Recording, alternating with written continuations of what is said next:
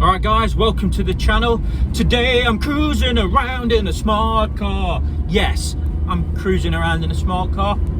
Tom, who really likes motorbikes and really likes fast cars, is driving around in a 2009 smart car diesel that makes a whacking 66 brake horsepower. Why is Tom cruising around in a smart car diesel? Well, it's like this. I was going to get a motorbike to go to work on, a cheap motorbike, because as you all know, I love motorbikes. And then I looked in the mirror, saw this bit of grey and thought, can I really be arsed kitting up, getting cold, being wet, being miserable, sliding on my arse because there's ice everywhere, because I love motorbikes? Well, the short answer was no, because I'm in a smart car. So how did I end up getting to this smart car? Well, I've had loads now. This is now my fourth one, I think it is. I had one back in 2003 when I first left the forces. I had another one about 3 years ago that was a petrol, without going through all the history of them. In short, I've got a bit of a thing for them. Now, those that don't know, being in a smart car is a whole ecosystem in itself. People are absolutely enthusiastic about them, and rightly so. You know what? They're a little bit quirky, they're a little bit different, and you'll be surprised there's not that many on the road. In the past fortnight, since I've been going backwards and forwards to work, I only mentioned to Mrs. Yesterday, not seen one. And then today at petrol station, saw somebody, gave it big waves, because they do, everyone gives it big waves, up flashy headlights, and yeah, it's nice to be part of that, and it really is a great world to be part of. So why have I ended up in the diesel? I just wanted better miles per gallon. Apparently it does 86 miles per gallon, 0 road tax in the UK, which yings my yang, because for those that have seen my video on the Vectra, that costs the world to tax. It's ridiculous, £330 a year.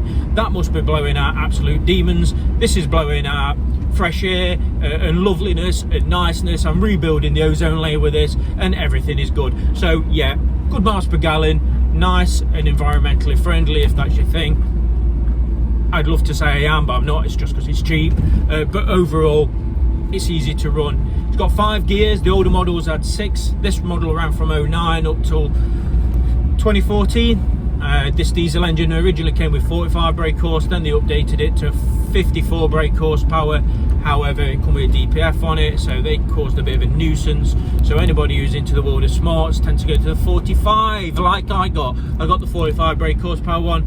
It's been remapped. It now makes a whacking 66 brake horsepower to live with day to day, having only just got rid of the little red one, which have caused absolute uproar by burning a Mercedes badge, because it's not a Mercedes.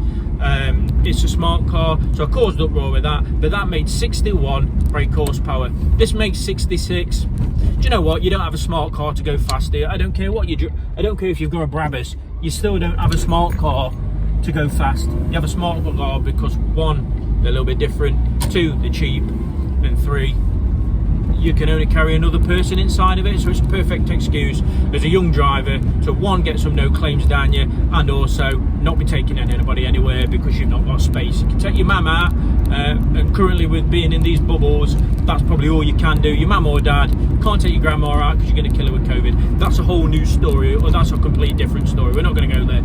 Anyway, so I went and got the diesel. I'm travelling to work 5-6 miles a day, if that. I filled it up. It's got a 33 litre tank. Cost me 33 quid, so there was still a few litres left in it. And I have to say, I was really impressed with the miles per gallon. Got about 360 miles to that tank, which is absolutely fantastic, considering all I am doing is sitting at 30s and 40s all the way to work. And for me, if you're going to use a commuter, which is exactly what this is for me to go to work and back, this is a cheap motorbike. It's the spot, and like I say, I love being part of the community. So there's not really much to say about it.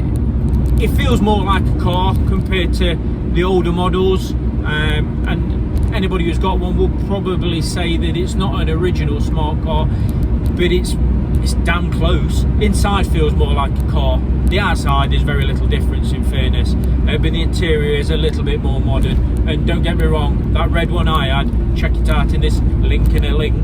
I really liked it. It was in immaculate condition, but I just wanted the diesel for no reason. I just wanted the diesel. It's something I wanted. This one came up at the right price, jumped on it, so here I am. I'm in the diesel. This is the Passion model, so it comes with all the bells and whistles really. It's got aircon in it, It's got electric windows. I can even control that side of the electric window. When you're considering I can touch the door just by doing this, is great. So you can do that. It's got a perspex roof, plastic roof, and a slider. I like to open, it makes the cab feel nice and airy. Cracking visibility around. Got a huge rear view mirror. Nice wing mirrors either side. Air conditioning. Blowers are absolutely brutal. Check this bad boy out. Honestly, I'm convinced if I got in here with wet air, it would be dry within about 20 minutes. So they're really good. MP3 player, which is standard, and it's a nice place to be. It is bumpy, but it's a tiny little car, and this has had new bushes, bungs on each corner.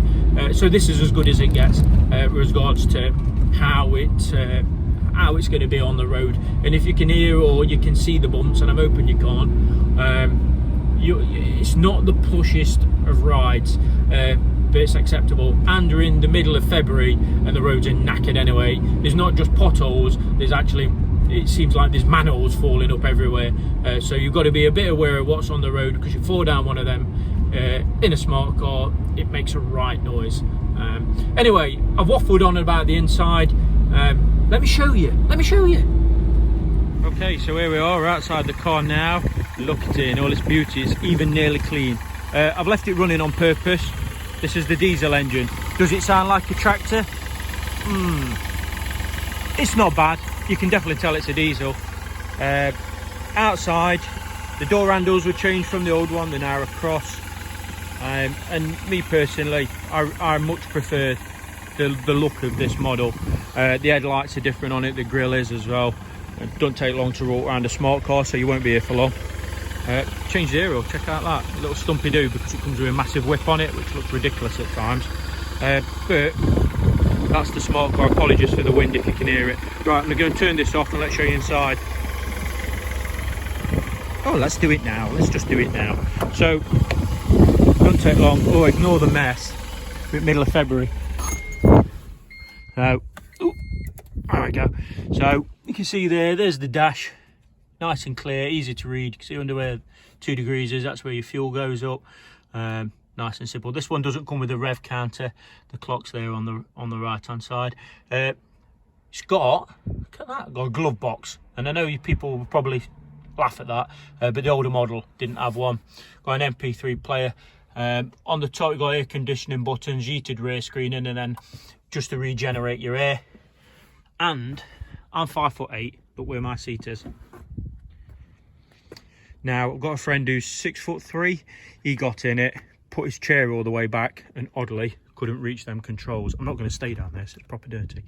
But you've got loads of space as well. Look, behind your seats, you can see I put a couple of bags in there. And then look into the boot. Let me just show you. There's no internal boot release, which the older model had, which is a little bit odd, I find. So anyway, on your key, hold your button, boot release. Let's see if it lands on my head, because the struts on this are a bit knackered. So far so good. And then on either side you have a clip, so you unclip that one, and then your boot comes down. And there, that's your boot space in the back. So compared to the older model, a lot more space. You can take that runner out there, that'll come out. That seat goes down flat as well, so you can get a fair bit in it. And then this, for those that don't know, is where the engine lives. So under here, got all this padding, keeps it lovely and warm. And then here is where the magic happens. And there, oh look, it says Mercedes-Benz for the diehards out there. That is the little diesel engine. So yeah, there's not really much to look at, but nice and easy to get to. I'm not going to prat around and do that, I'll do that in a minute. And that's pretty much a smart car. Don't take long to get around, does it? I love it. So that's it then. We've had a little bit of a chat about it, about the car. We've had a little bit of a whiz around it, not really much to see. What I didn't show you, in the tailgate, when I dropped it down, apparently that opens up again, the back tailgate does. Apparently that can hold 100 kilo. Why or what you'd put in that, I don't know. Some folk put in toolkits and things. Obviously when you lift it up, everything drops down, so you have to put foam in it. That's another story. Anyway, my conclusion on this, will I be keeping it? I think I will actually. I really enjoy being in it. It's nice and cheap. It's cheap to run. It's fun to be in, and it keeps me warm. You do, if you're going to buy a smart car, and if you're ever looking to buy a smart car, you have to sort of accept that they're not just like looking after a run-of-the-mill Fiesta or your run-of-the-mill Citroen or anything like that. They're quirky, and so because of them quirks, some garages don't want to touch them, which is fine, but they're easy enough to live with. If you look after them like any car, they'll look after you in return.